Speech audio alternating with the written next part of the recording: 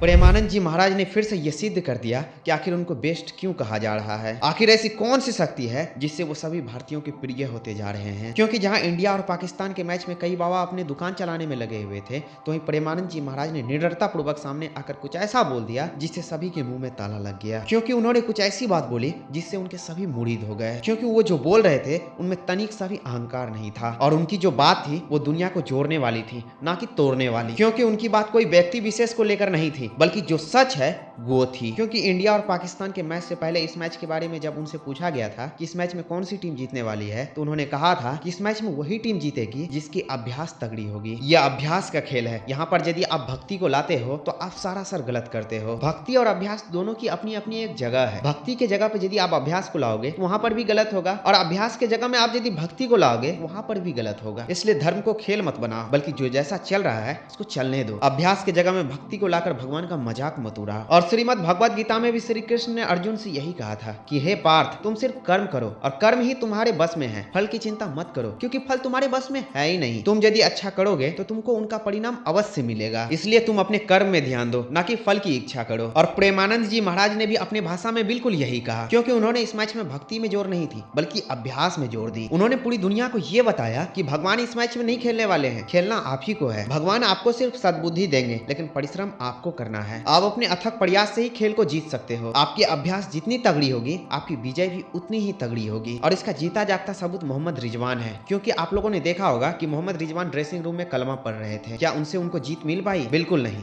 क्योंकि अल्लाह का भी यही कहना है कि आप अभ्यास करो। आप यदि अभ्यास करोगे तो हम आपके साथ होंगे। आपकी अभ्यास यदि तगड़ी होगी तो आपको हम कहीं हारने नहीं देंगे। आप किसी जानकार मौलाना से भी जब ये पूछोगे तो वो भी आपको यही कहेंगे कि आप अभ्यास करो। आपका अभ्यास यदि तगड़ा होगा तो अल्लाह का रहमो करम जरूर आप पर बरसेगा। यानी प्रेमानंद जी महाराज का सीधा सीधा ये कहना है कि आप धर्म को मजाक मत बनाओ। जो जहां है वहां उसको रहने दो, क्योंकि धर्म हमारी आस्था है और आप हमारी आस्था से यदि खेलोगे तो ऊपर वाला आपको कभी भी माफ नहीं करेगा। और ये बात उनकी सच भी हुई, क्योंकि आप लोगों ने आईटी वाले बाबा का तो इंटरव्यू सुना ही होगा। क्योंकि उन्होंने मैच से पहले सीधे सीधे ये कह दिया था कि इस मैच को इंडिया नहीं जीतेगी बल्कि पाकिस्तान जीतेगी। क्योंकि इंडिया जो है वो पूजा पाठ में ध्यान नहीं देती है, इसलिए मैं इस मैच को पाकिस्तान को जिताने वाला हूँ, इंडिया को नहीं। यानी सीधे सीधे तौर पर वो अपने आप को ही भगवान कह रहे थे। और उनका क्या हाल हो रहा है ये आप देख ही सकते हो। सोशल मीडिया ने अब उनका जीना हराम कर दिया है। उन्होंने सोचा था कि गलती से भी मेरी भविष्यवाणी यदि सच हो गई तो फिर से मैं ट्रेंड करने लगूंगा और मेरी जो कद है वो बहुत ही ऊपर हो जाएगी। ये भविष्यवाणी सच होने के बाद मुझे इंडिया में नहीं बल्कि पूरे वर्ल्ड में जानी जाएगी। लेकिन किसी ने सच ही कहा है कि ऊपर वाले के छड़ी में बहुत ताकत है। उनकी छड़ी जब चलती है तो हमें पल भर में ही अपनी औकात दिखा जाती है। क्योंकि आईआईटी वाले बाबा ने कुंभ में जितनी भी इज्जत कमाई थी उन्होंने पल भर में ही खो दिया। उनकी एक गलती उनको इतना भारी पड़ा जिसके बारे में उन्होंने कल्पना भी नहीं की होगी। जिस इंडिया के हार के बारे में वो बोल रहे थे उसी इंडिया ने प्रचंड जीत दर्ज की। और जो विराट कोहली पहले आउट ऑफ फॉर्म चल रहे थे वही विराट कोहली ने यहाँ सेंचुरी लगाई। यहाँ पर क्रेडिट लेने को तो प्रेमानंद जी महाराज भी क्रेडिट ले सकते हैं। ये वो कह सकते हैं कि विराट कोहली मेरे आश्रम में आए इसलिए वो सेंचुरी लगा पाए। क्योंकि आप लोगों ने देखा होगा कि 2023 वर्ल्ड कप से पहले जब वो आउट ऑफ फॉर्म थे